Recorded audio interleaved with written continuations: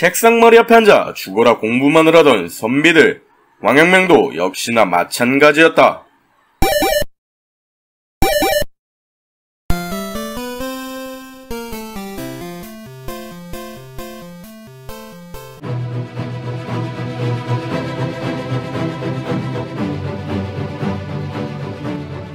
양명학의 창시자인 왕양명은 중국 사회에 새로운 바람을 일으켜 유국의 한 획을 그은 인물로 추앙받고 있습니다. 왕양명이 살던 명나라 시기는 송대부터 이어내려온 주자학이 주류 학파였습니다. 명대에 들어서 주자학은 고착화되었고 학문으로서의 기능보단 등용문이 되어 이전 훈구학풍으로 돌아가고 있었습니다.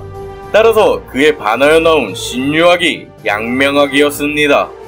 왕양명의 본명은 양수인으로 1472년 명나라 절강성 여요현에서 태어났습니다.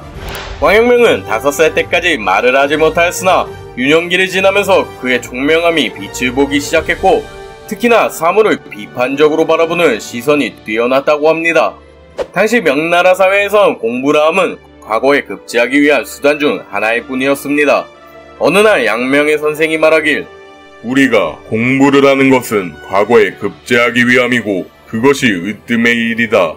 하지만 이에 왕양명은 공부는 성인이 되기 위한 일입니다, 스승님. 이렇게 답변하였죠.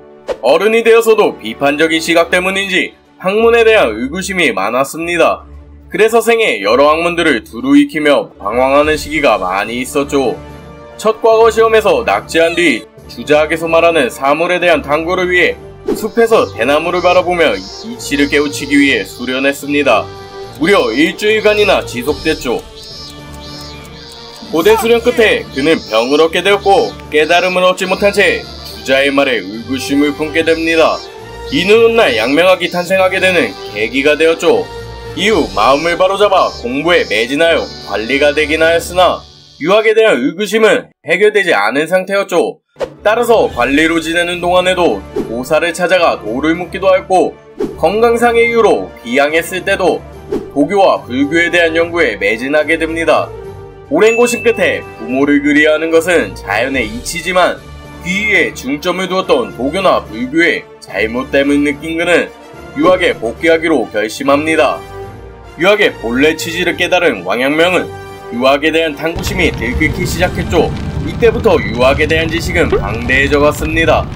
그러던 어느 날 고함을 받아 죽을 고비를 넘기게 된 적이 있었습니다.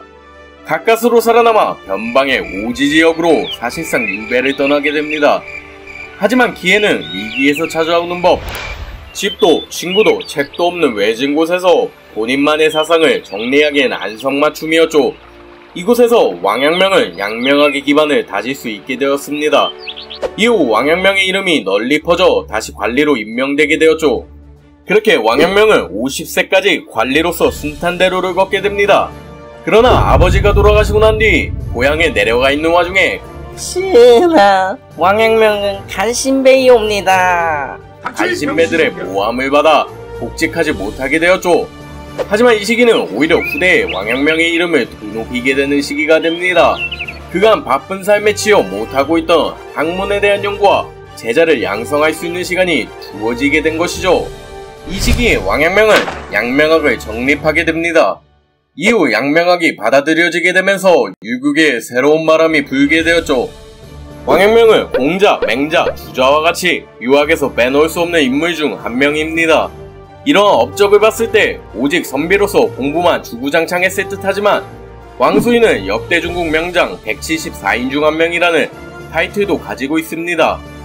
어렸을 적부터 무관을 동경했던 그는 당시 공부만을 하고 부귀만을 쫓던 다른 유생들과는 달리 14세에 활쏘기와 말타기를 배우고 다음해엔 변방지역으로 가 무예를 익히고 병법을 익히는 등 무관으로서 자질을 닦아나갔습니다. 이후 관리로서 순탄대로를 걸었던 시기에 문관이면서 무관으로서 눈부신 활약을 펼치게 되었죠. 각지에서 일어나는 도적들을 때마다 처리하였고 군사 업무 또한 손쉽게 처리할 능력을 갖추고 있었습니다.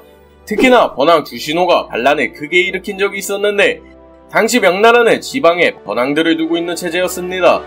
번항들은 주로 황족 출신으로 정치적 영향력은 없으나 반란을 일으킬 역량은 갖추고 있었죠. 따라서 주신호는 기회를 틈타 1519년 반란을 일으키게 됩니다.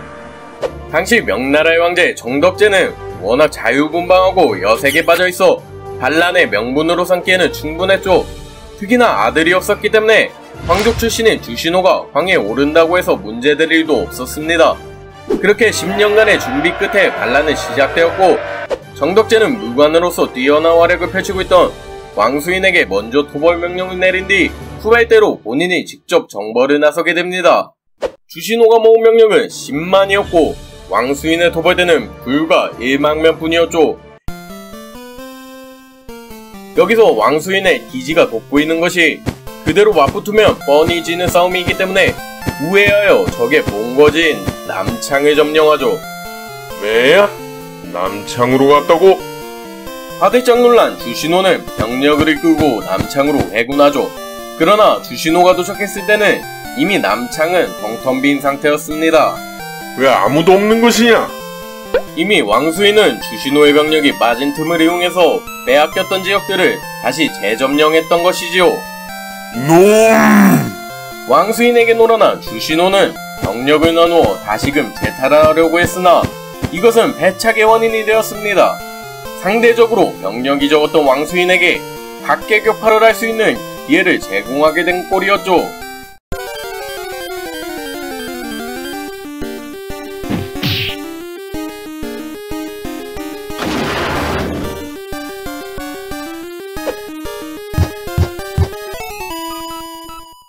왕수인은 불과 40일 만에 주신호를 붙잡는 공을 세우게 됩니다. 명장의 기질을 확연하게 보여주는 사건이라고 할 수 있죠. 다음으로 또 한 가지 사례를 들면 왕수인이 50세의 나이로 정계에서 물러난 6년 뒤 명나라에서 대규모 도적대가 일어난 사건이 있었습니다. 명나라 조정에서 토벌대를 보냈으나 번번이 실패하였고 결국 당대 명장이었던 왕수인에게 간곡히 부탁하여 토벌에 나서게 되었죠.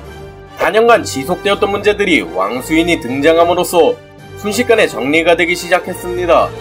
이처럼 왕양명은 당대 최고의 사상가로 흔히들 알려져 있지만 당대 최고의 장군이기도 했습니다. 물론 당시 시대가 삼국지에서 보듯 일기토를 벌이는 시대가 아니었기 때문에 무력이 뛰어났는지는 알기 힘들죠. 하지만 그의 통솔력과 지력은 부인할 수 없는 사실입니다.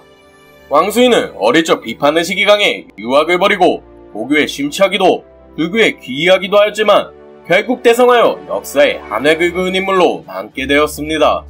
비판적인 사고가 꼭 나쁜 것만은 아닌 위인이 탄생하기 위한 필요 조건 중 하나가 아닐까 합니다.